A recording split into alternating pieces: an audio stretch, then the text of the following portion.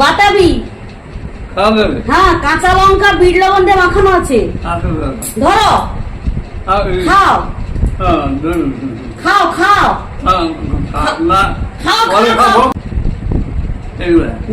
Test কিরকম দেখো।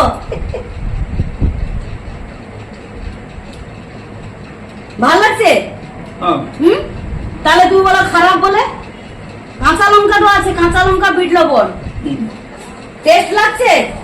হ্যাঁ, দাঁড়া কি পড়ছে, নিচে পড়ছে রে। মিষ্টি আছে?